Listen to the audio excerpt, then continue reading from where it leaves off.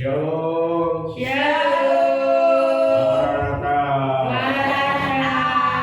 Ya, mari kita bersama-sama berdiri.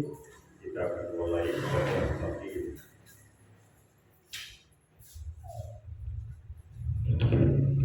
Pertolongan kita datang dari Tuhan, Pencipta langit bumi dengan segala isinya.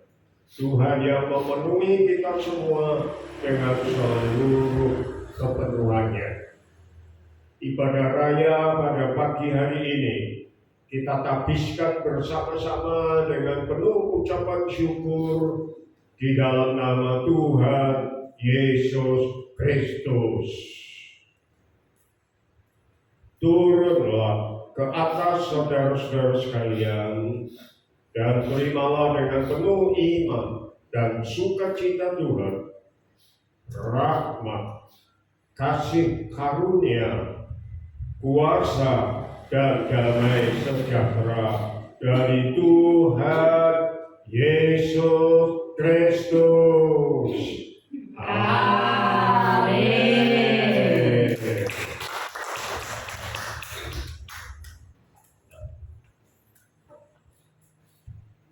Silakan duduk Bapak Ibu.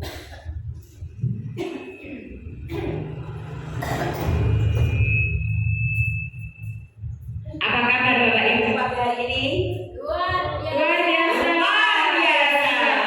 Amin. Nama Tuhan.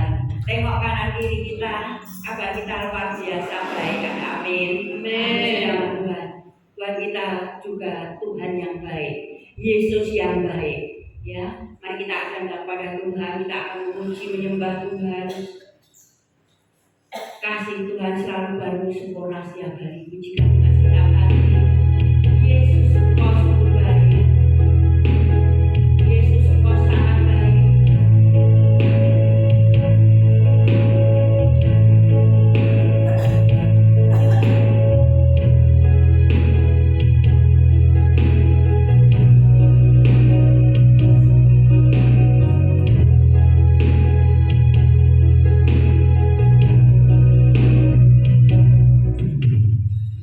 Yesus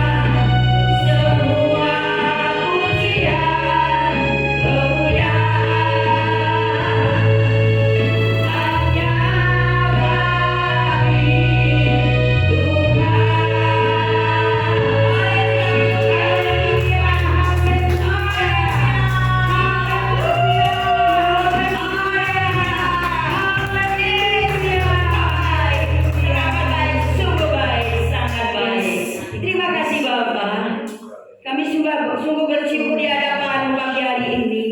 Kami rindu memberikan yang terbaik dari pujian ibadah kami naikkan dan menjadi dupa yang harus di hadapanmu. Bapa yang baik, kami mau bersorak-sorai, kami mau bersuka cita di dalam Engkau. Sebab di dalam namamu ada pertolongan, ada jalan keluar. Oh yang kami agungkan pagi hari ini Tuhan. Kami mau menari buat Engkau Tuhan. Karena Engkau segala-galanya bagi kami. Terimalah Tuhan pujian penyembahan kami naikkan dan seluruh semangat hati. Jemaat Tuhan yang diberkati, mari katakan bersama-sama dengan mata.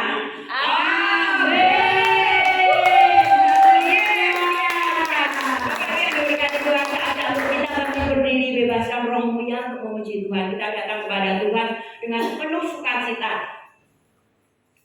bahkan dengan senyum dan muka gembira. Ada amin. Amin.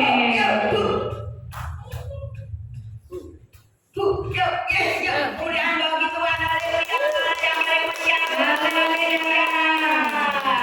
Kami mau bersorak-sorai buat Engkau Tuhan. Kami mau nari buat Engkau Tuhan. Kami mau bersuka cita buat Engkau Tuhan. Engkau hadir di tempat ini Tuhan. Haleluya, kami mau bersyukur Tuhan. Olah segala-galanya bagi kami. Kau yang disenangkan Tuhan pagi hari ini. Hanya Engkau Tuhan yang kami sambut hadirat memenuhi tempat ini Bapa.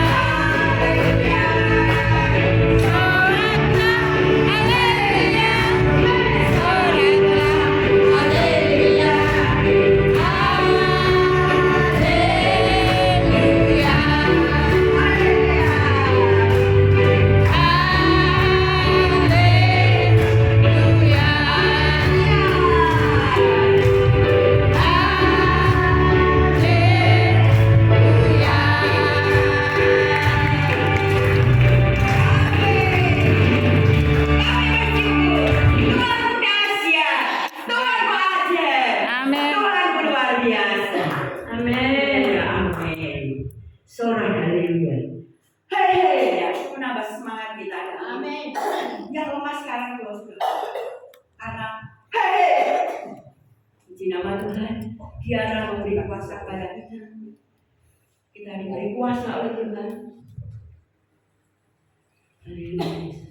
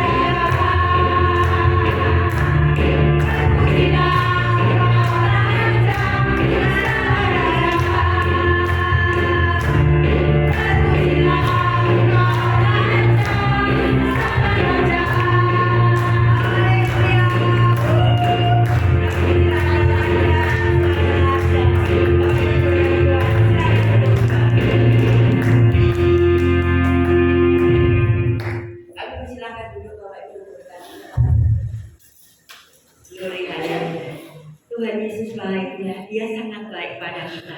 Kita sampai di tempat ini semua murah Tuhan. Kebaikan Tuhan, anugerah Tuhan. Bahkan di pagi sampai ini kita datang kepada Tuhan. Kan rindu memberikan yang terbaik dan memuji Tuhan kita. Dengan segenap hati, dengan seluruh hati kita memuji Tuhan, menyembah Tuhan. Bahkan di sini kita juga berdoa, karena kehidupan kita adalah doa ya. Pasti Tuhan akan membawa jalan keluar bagi yang belum ada jalan keluar. Bahkan yang sakit Tuhan sudah sembuhkan, yang susah Tuhan sudah hiburkan. Tuhan ada di tempat ini menjadi jawaban dalam kehidupan kita. Tuhan ada di tempat ini. Pasti apa yang Bapak Ibu perlukan, pasti Tuhan memberikan yang terbaik, menolong tepat pada waktunya. Haleluya Yesus. Engkau sungguh baik.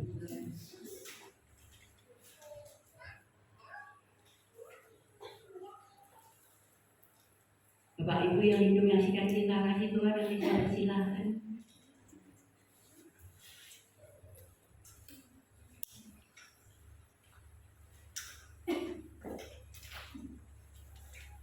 Ibu bersaksi, karena Tuhan sudah memberikan pertolongan kita, semua pekerjaan, kesehatan, apapun yang sudah kita terima. Kami satu pujian.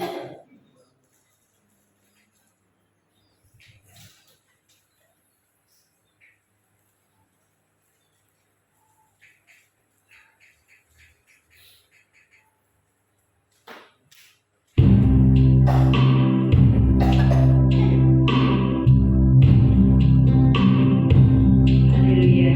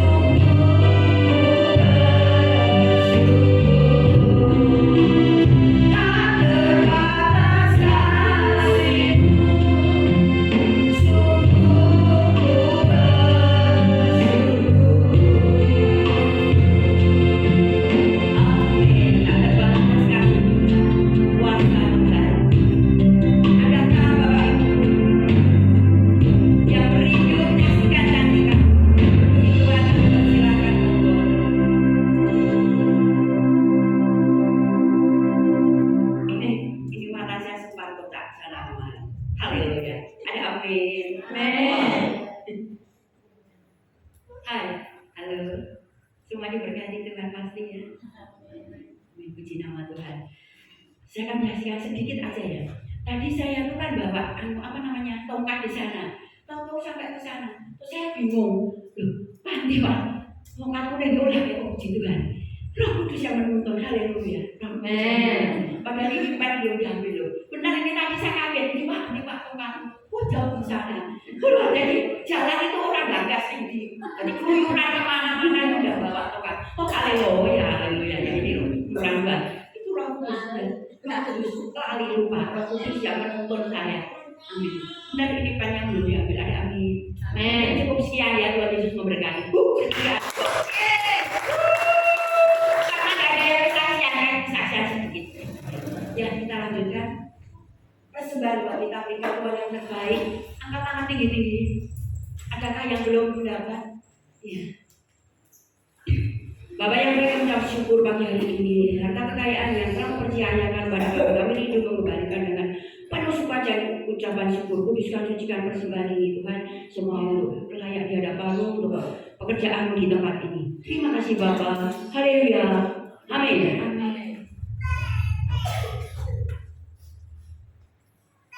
Kita akan angkat satu pujian berkat anak cucu ya.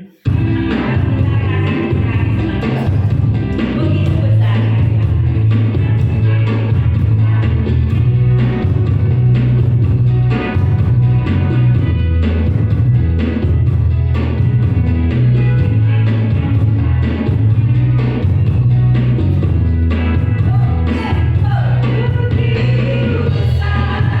Kasih Allah pada kita,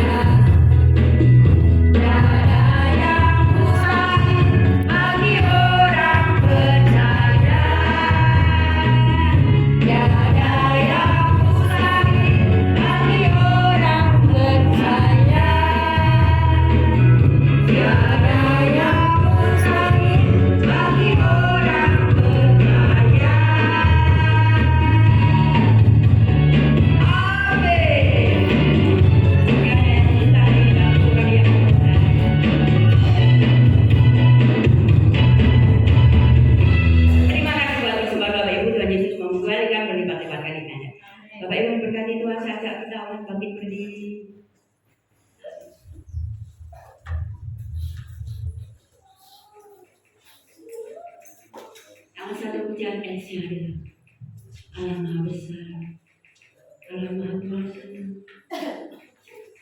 tak usah kita takut.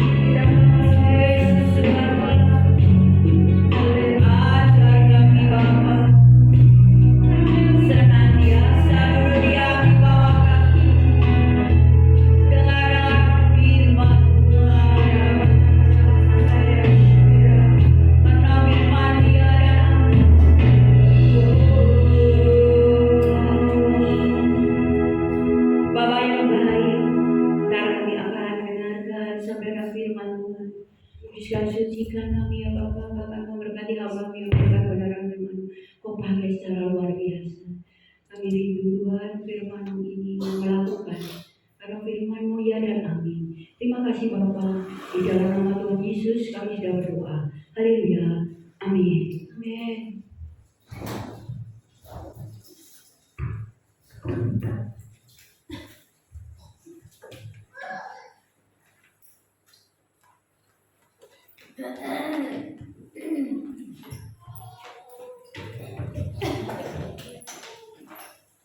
Oke, shalom. Shalom. Selamat pagi. Selamat pagi. Kita bertemu lagi. Ya, ada yang sudah mengenal saya? Siapa yang sudah mengenal saya? Boleh angkat tangan? Oh, ya. Yang lainnya, oh, Pak Roni, ya. Oke. Saya sudah pernah melayani di sini pertama kali yang di Natal ya. Di mana? Bukan Natal ya. Natal saya ada acara di Solo, ada pelayan di Solo, dan ini saya lupa. Kemarin kan pelayanan sini Pak. Iya betul, tapi gimana? Kapan ya Bu ya? Bulan Januari ya? Oh, bulan iya. Januari. Iya ya, Januari betul. Nah kebetulan saya juga kemarin ada acara, ada pelayanan, dan sekalian saya di sini. Gitu. Terima kasih sama Guru sama Pak Ulus yang sudah memberikan kesempatan saya untuk melayani Bapak Ibu yang ada di sini ya. Saya juga memberikan apresiasi sama Ibu ini. Ya, saya lihat itu begitu semangat, gitu kan, menyanyi ya, memuji Tuhan, gitu kan. Biarpun kondisi beliau sedang dalam pemulihan Bu ya. Amin. Saya percaya Tuhan akan terus bekerja untuk cepat memulihkan kondisinya Ibu ya. Oke. Yang kemarin saya pernah sharing firman tentang apa? Ada masih ingat? Yang Januari ini sudah lama. Takdir atau nasib? Takdir versus nama nasib ya. Kalau sekarang saya cuma mau sharing tentang begini. Ya. Seringkali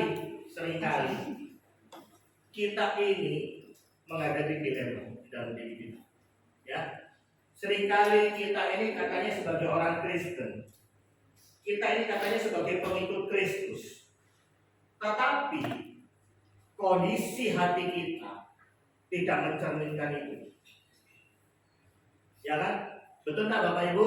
Betul. Ya. Kan seperti itu kan kadang-kadang kan seringkali gula apa itu galau.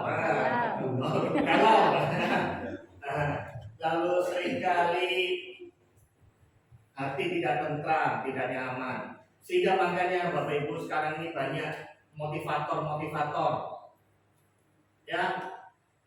Yang kalau kita di kota besar itu seringkali kita lihat 7 kiat sukses, hidup bahagia, misalnya begitu kan, atau 5 cara untuk menuju kesuksesan. Banyak sekali motivator yang ya untuk supaya kita ikut di dalam pelatihannya, seminarnya, supaya kita hidup bahagia, supaya kita hidup sukses. Ya. Tapi kenyataannya setelah kita mengikuti seminar itu dan kita kembali ke rumah, panas-panasnya cuma paling 1 minggu paling lama. Setelah itu kembali melempem. Betul nggak seperti itu? Saya juga pernah beberapa kali ikut motivasi yang disampaikan oleh beberapa orang, beberapa motivator terkenal, ya kan? Yang kita tahu lah salah satunya pasti yang terkenal Mario Teguh. Betul kan? Ada yang pernah kenal dengan Mario Teguh? Yang ya Kenal sih belum. kenal belum ya, pernah tahu ya, pernah ikut ya.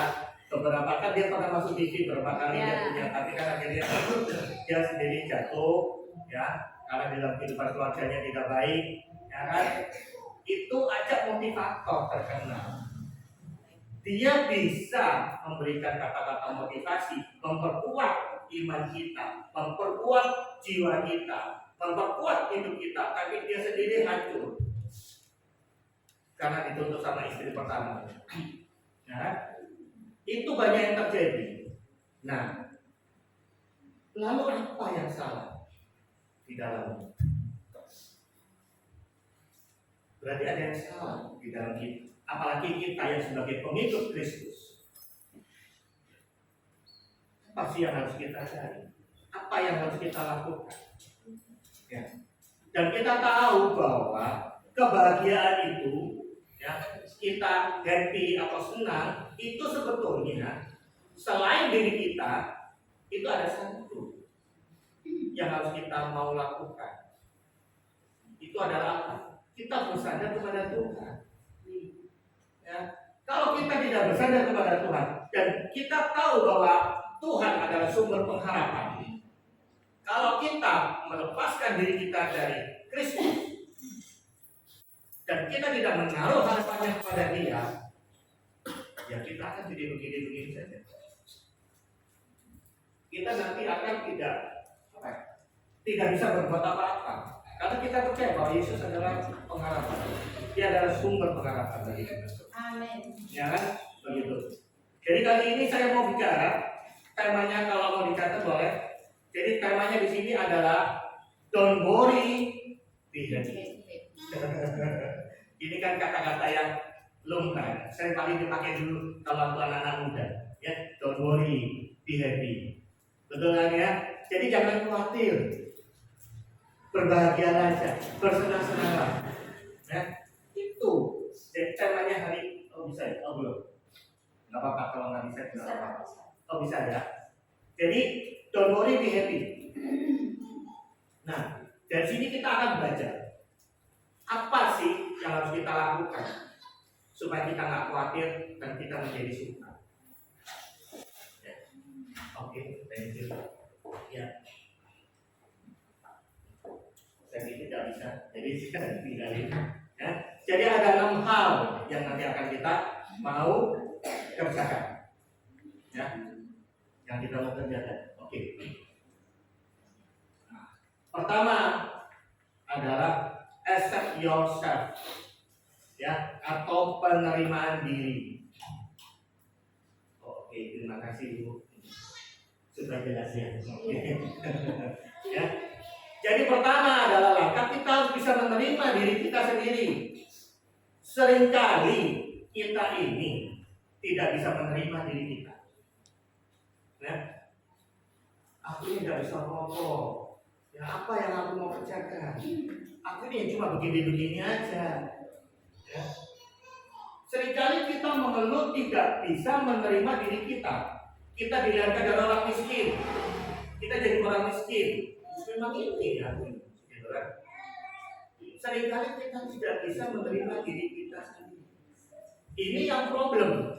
Ya kan? Di dalam Efesus, ya. Di dalam Efesus 2:10 dikatakan, karena kita ini buatan Allah, diciptakan dalam Kristus Yesus untuk melakukan pekerjaan baik. Ya, kita ini ciptaan Allah. Dan karena kita ciptaan Allah, kita harus melakukan pekerjaan yang baik. Itu yang terpenting di dalam kehidupan kita sebagai pengikut Kristus. Ya. Yang dipersiapkan Allah sebelumnya, Ia mau supaya kita hidup di dalamnya. Ya. Jadi Bapak Ibu sekalian, pertama yang harus kita bisa lakukan kalau kita mau bahagia, menerima diri kita apa adanya, bukan ada apanya. Ya. Jadi menerima diri kita apa adanya, ya, itu yang harus kita lakukan. Seringkali, ini saya coba cerita sedikit, ya. Karena saya juga salah satu termasuk konselor, ya. Dan saya banyak konsentrasinya di anak-anak remaja, anak-anak muda. Jadi bukan di keluarga, tapi saya lebih banyak di anak-anak remaja, ya, dan pemuda-pemudi. Kenapa? Karena saya sangat concern, sangat perhatian dengan mereka. Karena mereka adalah generasi-generasi bangsa, ya. Generasi-generasi penerus warga kerajaan Allah di bumi. Maka dari itu saya konsentrasinya di situ, dan kami nanti di tanggal 20 Juni, ya, kami akan mengadakan seminar one day, seminar 1 hari, di Bromo, di salah satu sinode gereja di sana, ya sama sinodenya dengan di sini GIA kan ya? GIA. Ya, kalau nanti kami melayani di GIA Baletono, Bromo, Pak Kamsi gembalanya. Nah, dia orang beliau orang Semarang, tapi sudah bertinggal di Surabaya. Dari GIA-nya Manukan atau Benowo, lalu dipindah ke Bromo sekarang. Jadi kami melayani beberapa. Nah ini tanggal 20 nanti hari libur sekolah, kami mengadakan one day seminar ya di tanggal 20 Juni ini untuk anak-anak yang berusia 7 sampai 12 tahun. Ya. Tema yang kami ambil di sana adalah gambar ini. Nah, seringkali anak-anak kecil, remaja maupun dewasa pun aja juga nggak tahu kok diriku siapa sebenarnya. Nah, begitu kan? Seringkali kita terjebak di dalam hal itu. Jadi kami mau mengajarkan kepada mereka nanti, kebetulan yang mengajar itu mahasiswi saya, ya. Jadi di sana, jadi biar mereka karena level umurnya juga tidak terlalu jauh, ya. Jadi kami mau mereka mengerti siapa saya. Kita mengerti dari kecil, tapi berbasis dengan Alkitab. Ya, di dalam Yohanes 14:15 ya. Kami melatihnya di situ. Nanti kami ada psikotes untuk mengarahkan anak ini sebetulnya punya bakat di mana. Ya, jadi kami punya tim di sana, satu orang psikolog dan kemudian ada mahasiswi yang nanti akan membantu. Kurang lebih nanti yang hadir kurang lebih kalau Pak Gembalanya bilang sekitar 60 orang. Ya, itu. Karena kami bergerak supaya anak-anak kecil ya bisa tahu gambar dirinya. Bahwa kita ini ya di dalam Kejadian itu kita sudah tahu ya. Di dalam Kejadian 1:27 dikatakan maka Allah menciptakan manusia itu menurut gambar menurut gambar Allah, diciptakan dia laki-laki dan perempuan. Diciptakannya mereka. Tapi problemnya Bapak Ibu sekalian yang di sini, ya. Sekarang ini gender bukan hanya dua. Bukan hanya laki-laki dan perempuan. Tapi sekarang ada yang gendernya itu kalau tandanya itu tanda panah dan plus lagi. Nah, itu sekarang ada dan itu semuanya sekarang ini disahkan oleh negara-negara adikuasa. Ya, mereka mengesahkan gender lain selain yang diciptakan Tuhan. Jadi kalau kita ke toilet di Amerika itu selain men dan ladies ada satu di tengah-tengahnya. Tandanya itu tanda panah kasih garis. Jadi kasih tanda plus. Mereka mengesahkan itu. Nah, malah kalau saya lupa ini, tapi kalau di Thailand bukan hanya 3. Jadi laki, perempuan dan itu tadi yang tanda nggak tahu itu namanya jadi siapa. Bejo atau besti atau siapa nggak tahu kan ya. Tapi malah di Thailand itu saya dengar kurang lebih kalau nggak salah sudah terbagi menjadi 17 jenis kelamin. Nah, saya bingung di Thailand itu, ya. Jadi banyak sekali kita ini sudah melenceng dalam kehidupan kita. Kenapa? Kalau kita telusuri lagi ke permasalahannya, karena ada pola asuh, ada keinginan dari orang tua yang salah, kemudian karena dari pergaulan, lingkungan yang membuat mereka melenceng dan ciptaan Allah. Ya, kalau saya banyak beberapa yang saya tangani, mereka mengeluh, Pak, kenapa ya anakku kok jadi sekarang feminin gitu? Nah, setelah saya ajak dialog orang tuanya, saya ajak bicara segala macam, lalu ketahuan, ibu, saya bilang, ibu ini sebetulnya di dalam kehidupan ibu pada waktu mau melahirkan atau ingin melahirkan, ingin punya anak, apa yang ibu sebetulnya ingin? Iya Pak, saya ini kan sudah punya anak 2 cowok, tapi mau pingin anak lagi 1 cewek. Supaya apa? Supaya saya punya teman. Dan saya kalau anak perempuan itu lucu Pak, bisa didandani, gitu kan? Bisa dikasih baju bagus, gitu. Lalu satunya dikuncir-kuncir. Dia nggak taunya Pak, hamil nongol cowok. Begitu. Nah, akhirnya karena obsesi daripada ibu tersebut untuk mendapatkan seorang cewek, nah akhirnya berakibat kepada anaknya yang cowok. Anaknya cowok jadi ke mirip itu kewanitaan begitu, karena ada obsesi dari orang tuanya yang mengharapkan anak itu cewek, sehingga pada waktu dikandungnya itu sudah berharap. Dan itu mempengaruhi hormon yang ada di dalam tubuh bayi itu. Nah, ada lagi cerita lagi. Ini karena pergaulan lingkungan. Ya, ada ya badannya gede, ya, ikut fitness, ya kan? Maco tampangnya dari depan. Enggak penampilan secara fisik, ikut nge-gym, ya, badannya gede, lalu habis itu setelah bertemu gitu, setelah ngobrol, nggak taunya gayanya sudah kayak begitu tadi.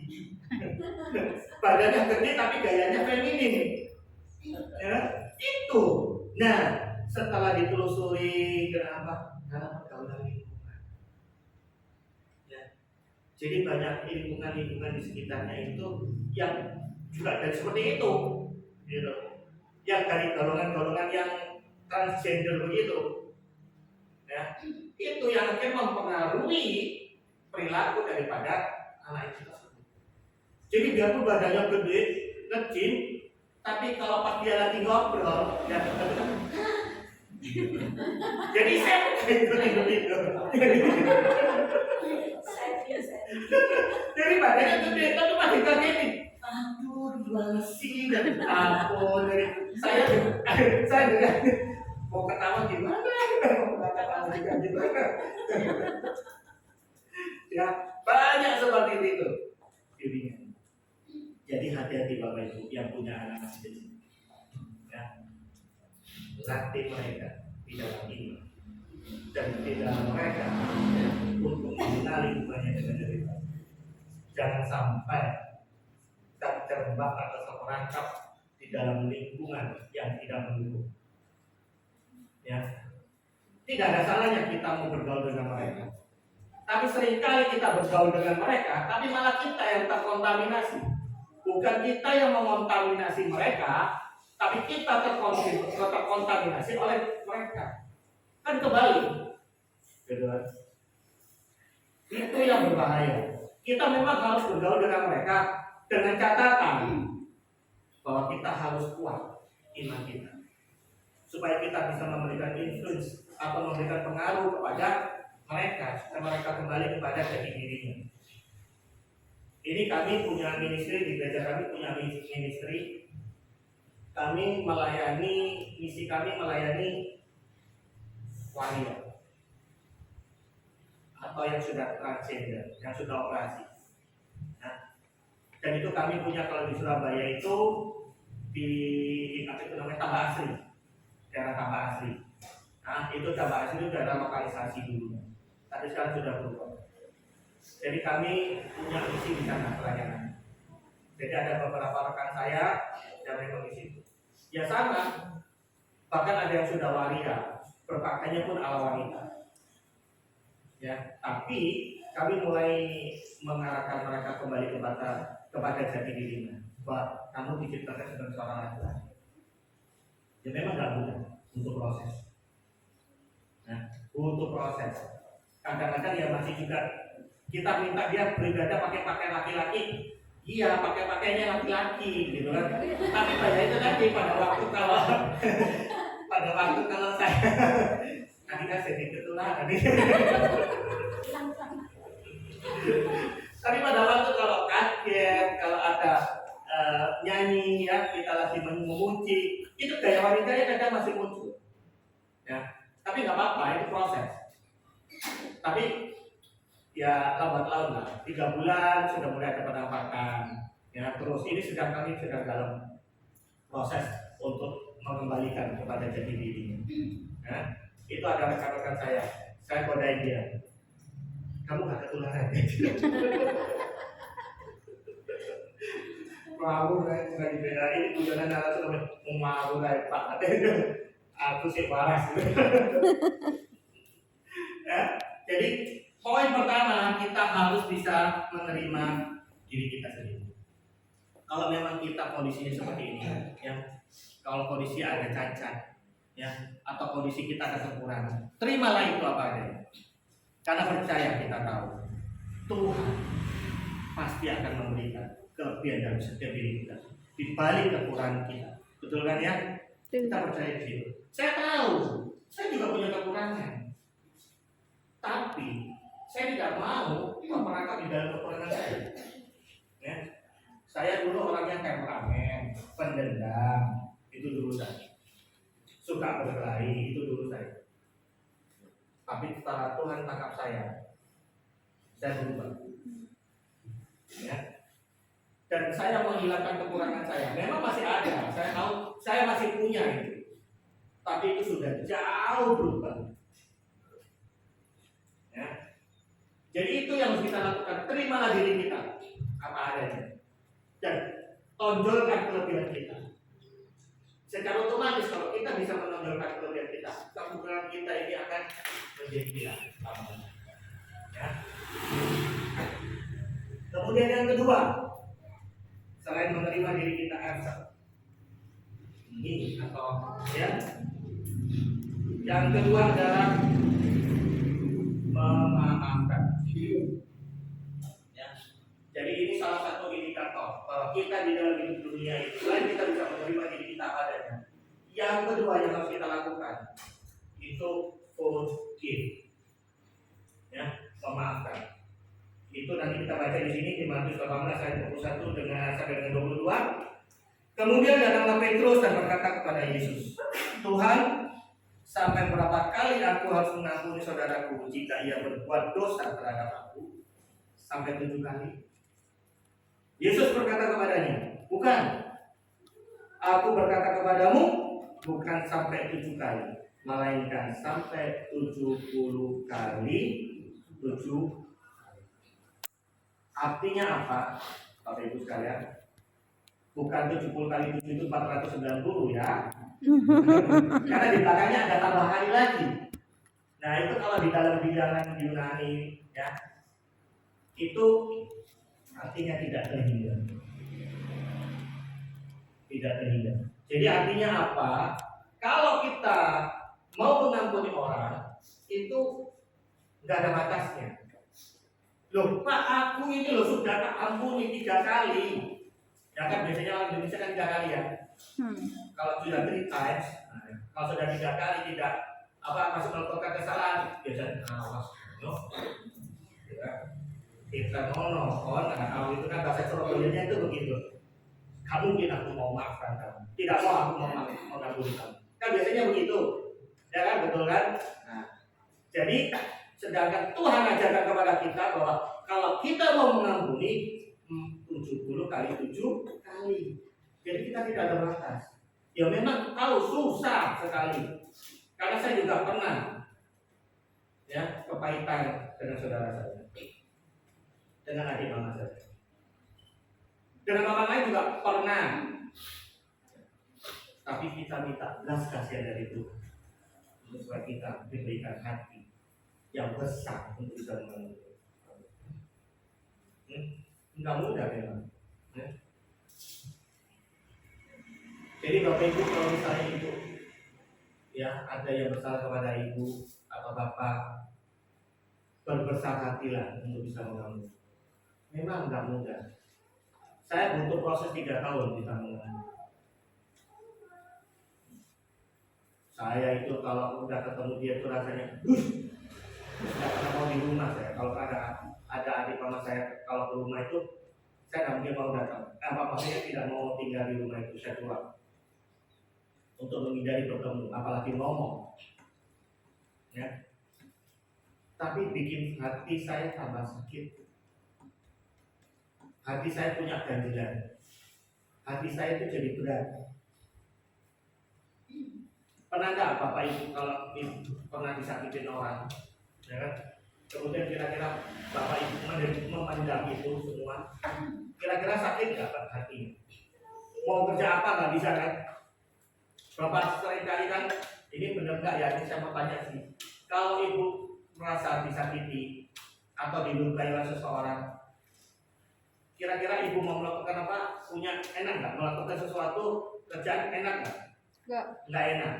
Kemudian habis itu pernah nggak Ibu melakukan suatu ketika Ibu kalau sudah teringat itu badan hati atau napas Ibu tersenang-senang nggak? Senang nggak? Nah, Ya, mau bernapas saja susah. Pernah nggak? Nah, itu yang saya pernah lalui.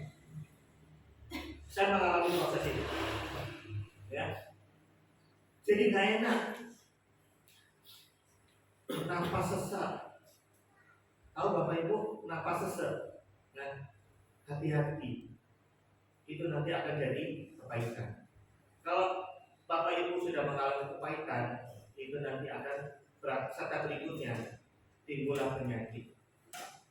Nah, biasanya penyakit yang timbul karena adanya kebaikan itu adalah sakit jantung.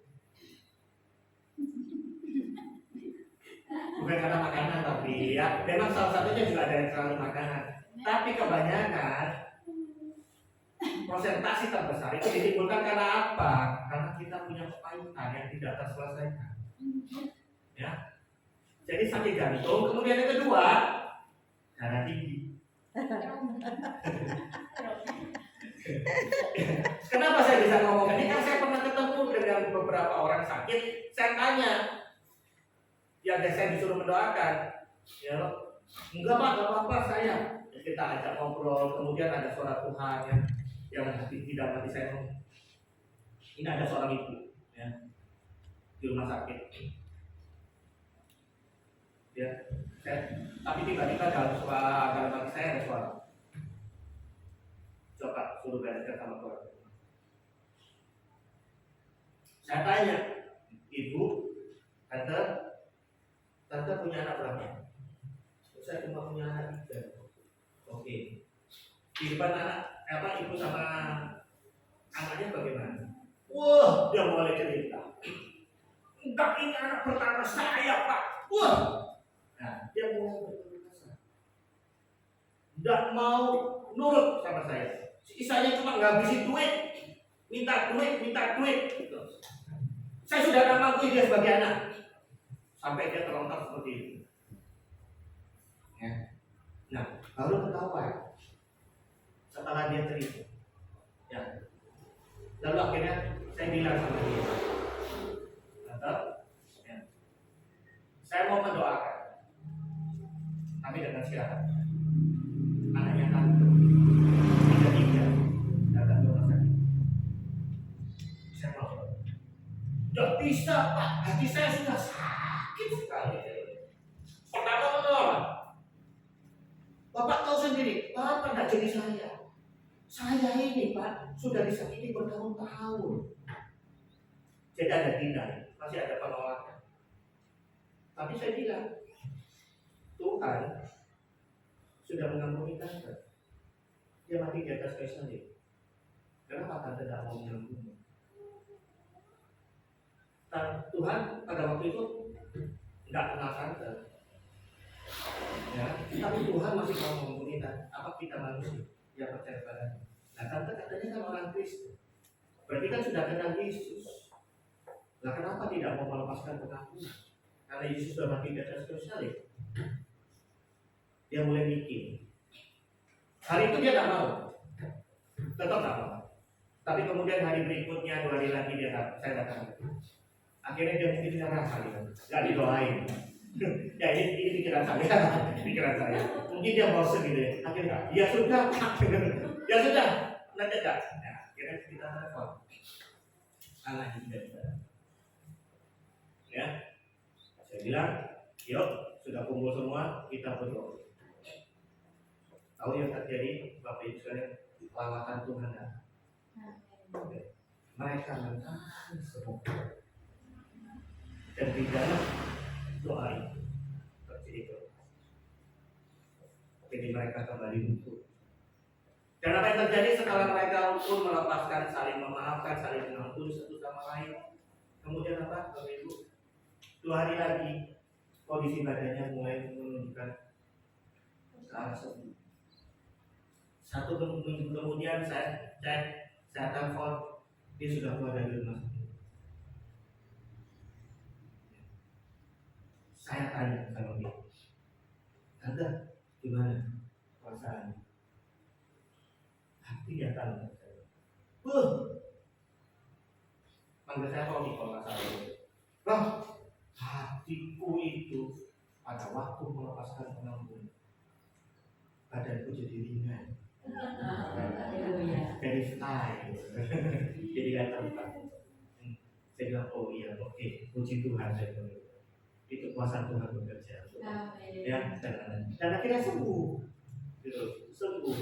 Ya, jadi semua Bapak Ibu, kalau memang ibu disakiti, silakan, mari lepaskan pengampunan buat mereka.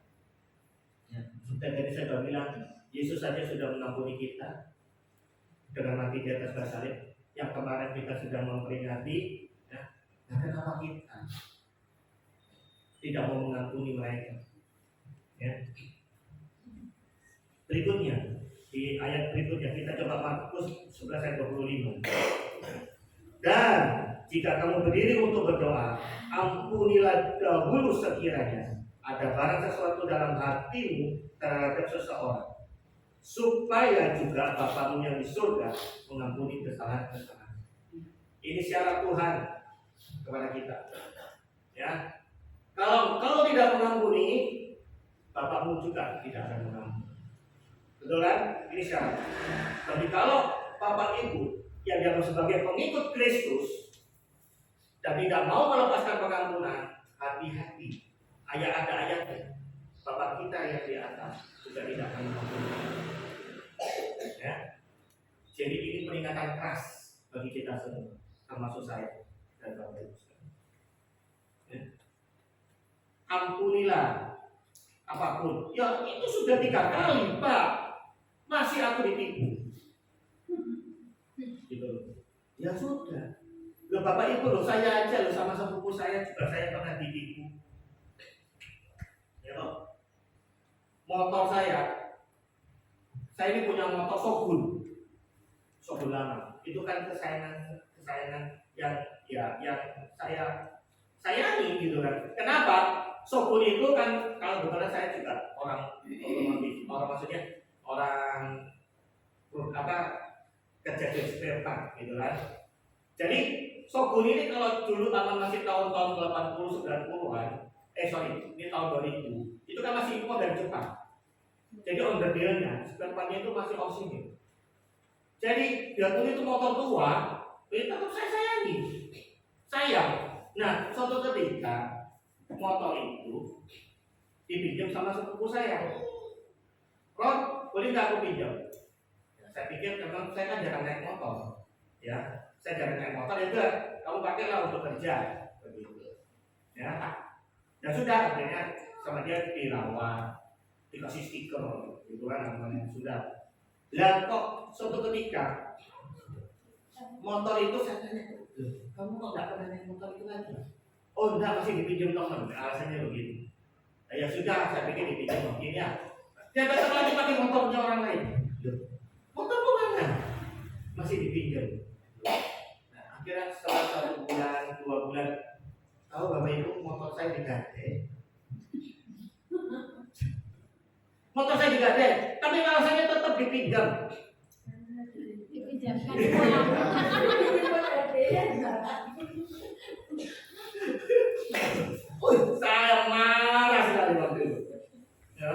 Saya marah sekali. Aku bilang, kalau kamu udah balikin motor itu, tak laporkan ke polisi. Sampai saya ngomong begitu di WA. Saking marahnya saya. Ya, saya panggil saya bos tenang aja, bos tak balikin. Itu tenang aja. Tapi ditunggu pun tak balik. Tunggu 1 bulan, 2 bulan tak balik. Akhirnya saya keci. Saya sudah cuek kalian minta ampun, bukan saya tak cuek kalian minta ampun.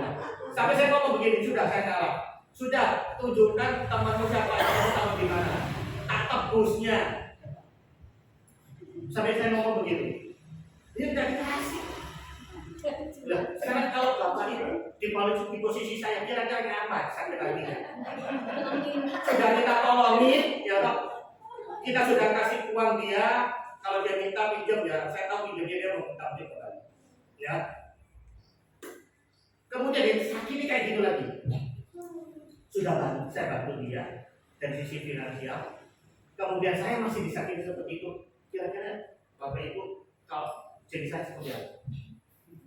Kalau itu terjadi pada Ibu bagaimana? Wih, marahnya saya bilang itu sudah motor kesayangan ya loh. Itu motor yang kondisinya masih saya rawat gitu. Dibegituin. Sakit hatinya bukan main. Tapi akhirnya kembali saya ngomong. Ya, saya bilang kalau saya sebagai hamba Tuhan yang notabene sudah belajar Alkitab, kalau saya masih punya kepahitan, kalau saya punya sakit hati, ya apakah jabatan saya atau status saya sebagai hamba Tuhan itu berlaku untuk saya? Itu dilema dalam pikiran saya. Tapi Tuhan, saya masih tahu mengalah sama Tuhan, loh. Jadi jangan kira hamba Tuhan itu pasrah sama Tuhan. Kadang-kadang hamba Tuhan itu aja masih tawar-menawar. Itu. Nah, termasuk saya waktu jadi hamba Tuhan pun juga saya masih itu. Tapi saya sudah cerita di sini ya. Belum ya, sudah. Waktu saya mau jadi hamba Tuhan aja saya masih nolak. Ada enggak saya belum cerita ya. Ya. Jadi saya masih nolak. Wah, sakit ini saya. Ini motor saya. Dia bilang gini, harta di dunia apakah lebih berarti daripada surga? Dan kalau kamu hamba Tuhan, kemudian kamu ada terjadi suatu peristiwa seperti ini, memangnya apa ya? Memangnya kamu layak tak jadi hamba Tuhan? Begitu ini. Mau saya ditempelak gitu. Kamu katanya masih jadi hamba Tuhan. Hamba Tuhan itu khususnya itu harus jadi teladan itu bagi jemaat, bagi umat. Lah sedangkan kelakuan kayak gini udah apa? Kalau masih sakit hati, masih dendam. Nah kan saya sudah lewat saudara, saya ini pendendam. Kalau Bapak Ibu sudah melakukan kesalahan sama saya bisa membalas 10 kali lipat. Itu dulu saya. Ya. Jadi kembali ke ingat di poin kedua, forgive. Jadi kalau Bapak Ibu tidak melepaskan pengampunan, Bapak kita yang surga juga tidak akan melalui. Jadi ready or not. Nah kemarin saya ngomong ready or not. Ready or ini saya beribadah di kenaikan Yesus ya itu ya. Nah, kembalinya ngomong. Pokoknya ready or not, Yesus ready or not, Yesus is coming. Saya begituin. Jadi Bapak Ibu, siap atau tidak siap mengampuni, hati-hati, Yesus akan datang. Dan akan datangnya tidak akan mengampuni kita semua. Kalau kita masih punya kepahitan. Ya, oke. Poin yang ketiga. Ya. Stop worry. Jangan khawatir, ya berhenti tentang khawatir. Nah, ini sekali yang selalu dihinggapi oleh manusia. Ya, saya punya waktu dan masih ada ini kurang 3 poin lagi. Ya, kita cepat aja sedikit ya. Jadi yang ketiga adalah stop worry, jangan khawatir. Ini yang selalu terjadi pada kehidupan kita sebagai manusia. Ya, selalu khawatir. Ya, di dalam Mazmur 55 ayat 23 demikian firman Tuhan, Serahkanlah khawatirmu kepada Tuhan, maka Ia akan memelihara engkau. Tidak untuk selama-lamanya dibiarkan orang benar itu goyah. Amin. Kalau kita khawatir, seringkali kita khawatir dengan kehidupan kita, pribadi kita. Tuhan, aku ini mau kemana? Tuhan, aku ini harus apa yang aku lakukan? Seringkali kita akan menghadapi kondisi seperti itu. Sama seperti tadi saya cerita, saya sebelum jadi hamba Tuhan, itu pun saya masih nolak. Ya, mama saya doakan saya jadi hamba Tuhan. Ya, waktu saya masih lulus SMA, saya tolak. Mama saya seorang pekerja di gereja di Surabaya terkenal. Betul. Jadi bapak rohani saya pun bisa. Itu salah satu pekerjaannya adalah mama saya untuk kaum ibu-ibunya. Ya. Kalau dia ketemu sama anak teman-temannya, lalu kebetulan saya akan mengganti dia ke gereja. Di akhir ibadah dia selalu bilang, ini anakku Lis, mama saya namanya Lis, panggilannya Lis, namanya Lis nih, tapi dipanggil Lis. Lis ini anakmu, iya anakku yang paling kecil.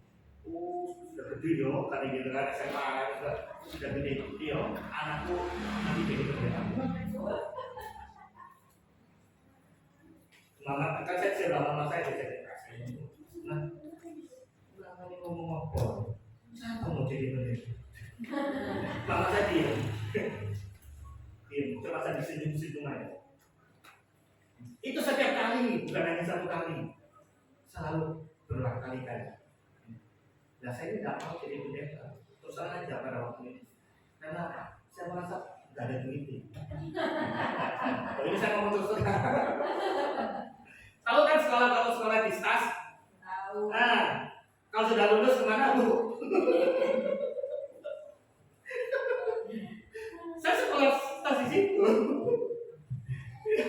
Lah, gimana? Ditempatkan di desa. Nah, suruh, lah aku bilang di desa. Lah aku punya orang kota, sudah di desa lagi. Kita tidak punya duit lagi, gimana? Padahal waktu itu ofisi saya mau jadi orang kaya. Tapi itu saya tolak. Sampai akhirnya berapa puluh tahun kemudian, ya, di 25 tahun yang lalu, itu Tuhan memaksa saya. Dengan apa? Dengan peristiwa yang harus membuat saya 180 derajat berbeda. Mau tidak mau? Yang saya dulunya tukang berkelahi, Tuhan kasih saya kecelakaan. Sehingga akhirnya kaki saya yang di sini, kalau untuk latihan berat tidak bisa jalan. Padahal dulu saya hari hampir berkelahi. Ya, itu Tuhan memaksa saya untuk ikut jalan. Dan jalan, akhirnya sudah tobat 25 tahun yang lalu gitu. Tobat, ya melakukan hal yang baik. Lalu saya bergereja di satu tempat. Saya tak minta jabatan. Saya ikut sebagai jemaat. Lah kok tiba-tiba ada kakak rohani saya bilang, "Kok kamu jadi asal?" Lah, aku bilang, enggak, soalnya sebelum jadi asal disuruh jadi sopir. Karena pada waktu itu saya satu-satunya yang punya mobil. Ya.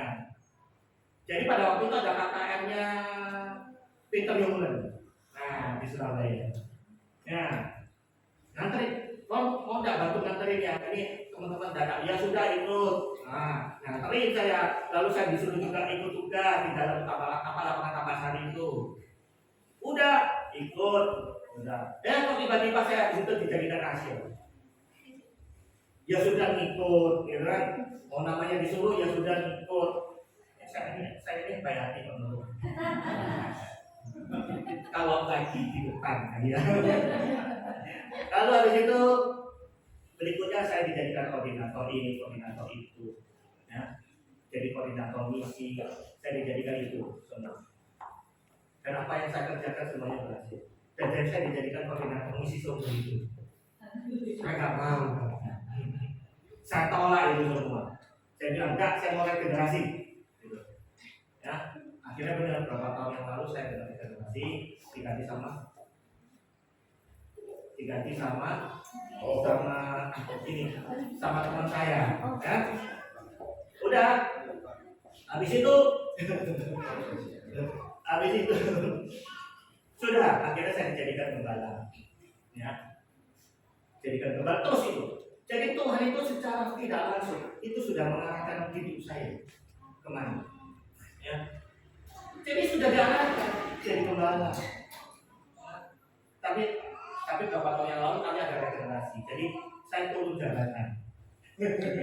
Jadi cuma pekerja biasa aja. Saya hanya bantu-bantu saja. Jadi kenapa saya sekarang bisa jalan-jalan kemana-mana? Ya, itu pun tiba-tiba ada teman saya ya, ngomong sama saya, Pak Roni, saya lihat Pak Roni punya karunia sebagai pengajar, boleh nggak bantu kami di SCTV? Ya.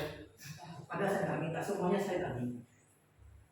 Dijadikan dosen, saya bilang oke, mata kuliah apa ini Pak? Oke, ya sudah, tak terima. Ya. Lalu Pak, tapi maaf ya BK-nya nggak banyak. Tahu Bapak Ibu ya, sekolah di STT itu gaji dosennya nggak banyak. Masih mending di STT dosennya gajinya STT di berita itu masih mending. Saya buka jasa kepala karena ini jauh Surabaya.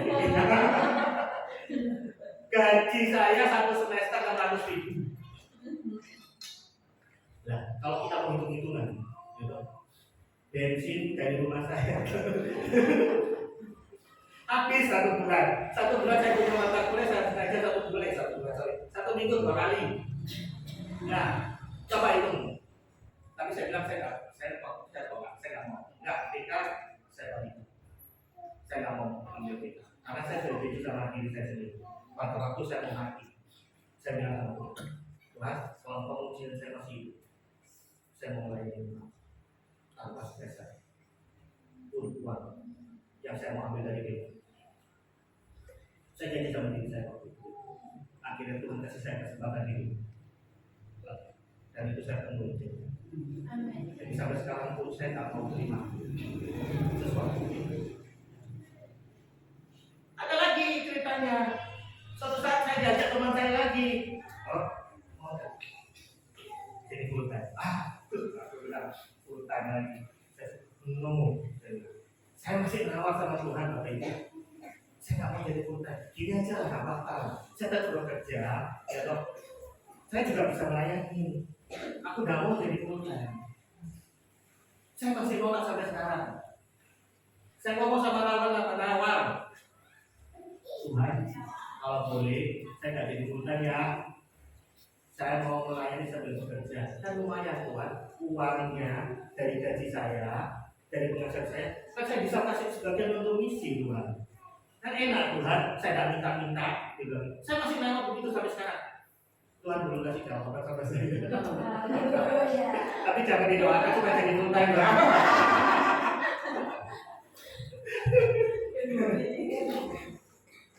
Ya itulah saya.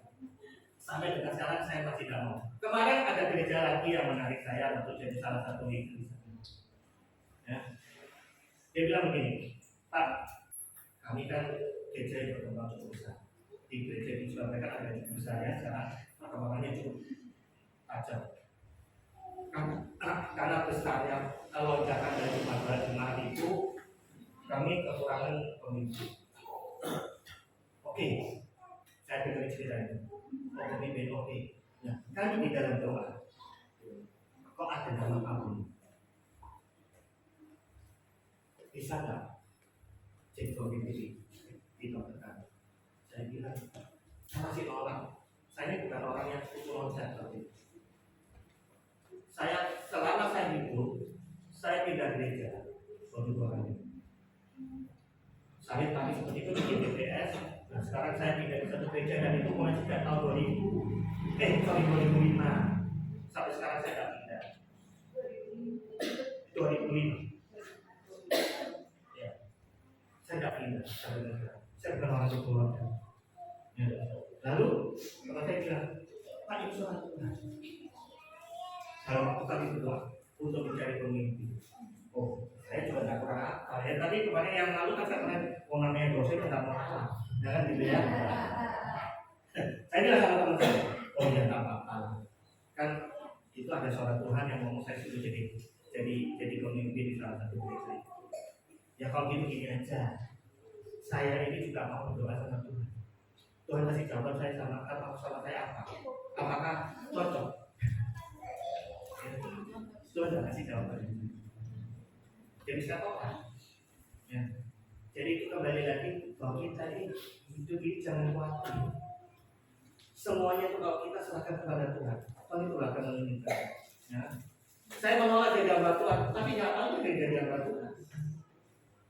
Kalau Tuhan sudah berencana atas hidup kita, ya, segala kekhawatiran itu sebetulnya tidak perlu terjadi.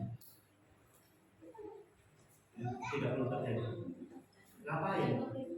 Saya ditipu orang tahun 97 1 juta, ya sudah diterima sampai akhirnya saya stres setahun. Khawatir itu tidak baik. Saya stres 1 tahun loh. Bukan. Stres itu saya 1 tahun nggak boleh kerja. Bapak Ibu, karena ada kekhawatiran dari diri kita. Duitnya itu kurang lebih kalau uang waktu itu 1 juta. Sekarang karena Krismon, inflasi dan segala macam, dolar waktu itu $1 itu masih 2.200.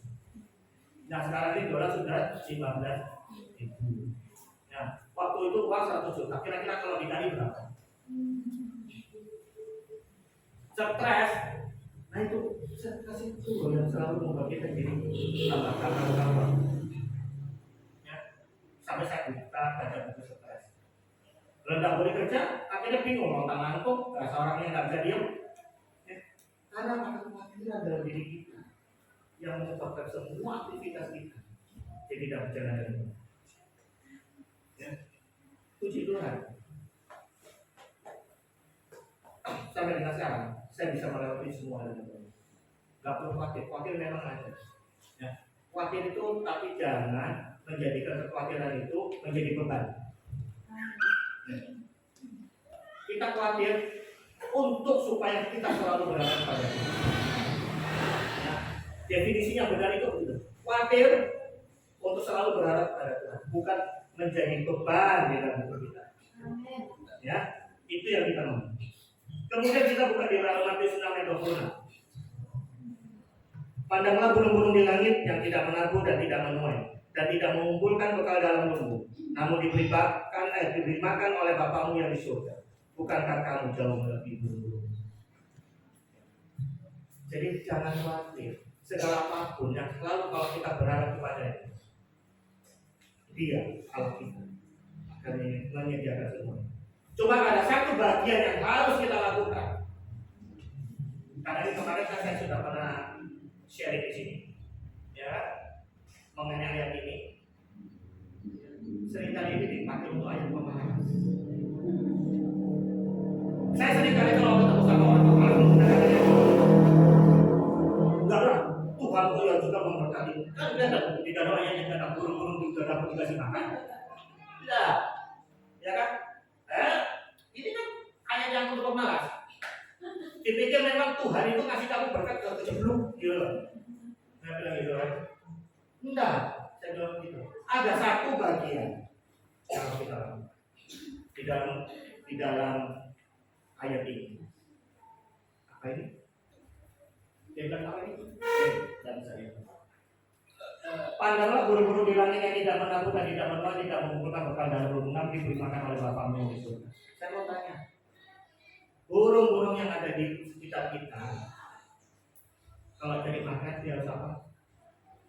Harus apa, Bu? Terbang. Dia harus terbang. Nggak mungkin tiba-tiba langsung disangkanya kejeblok. Apa itu namanya? Apa itu? Gabah. Apa namanya? Makanan burung. Atau biji-bijian ya, nggak bisa. Tapi burung melakukan terbang, melakukan tugasnya itu terbang untuk mencari makan. Begitu juga dengan kita. Jangan sampai ini ayat dijadikan hanya untuk malas. Ya, Tuhan sudah memberkati kaumnya dengan makan. No, Tuhan tidak mau kita berdiam diri. Tuhan mau kita bekerja, berusaha. untuk supaya kita diberkati. Amin. Ya.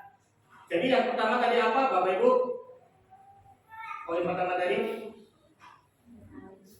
aset, ya, aset apa? Terimalah diri kita, ya, menerima diri kita. Kemudian kedua apa, Bapak Ibu?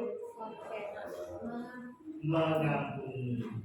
Yang ketiga ini adalah jangan khawatir, tidak boleh khawatir. Yang keempat, giving. Ya, di dalam 2 Korintus 9 ayat 7 demikian firman Tuhan, hendaklah masing-masing memberikan menurut kerelaan hatinya, jangan dengan sedih hati atau karena paksaan, sebab Allah mengasihi orang yang memberi dengan sukacita. Jadi poin berikutnya supaya kita ini hidupnya enggak khawatir terus, memberi, ya, memberi. Seringkali kita ini lebih baik tangan di bawah atau tangan di atas. Nah, lebih baik tangan di atas daripada tangan di bawah. Ya, tapi seringkali kita ini kalau merasa sudah diberkati oleh Tuhan, kasih Tuhan sendiri.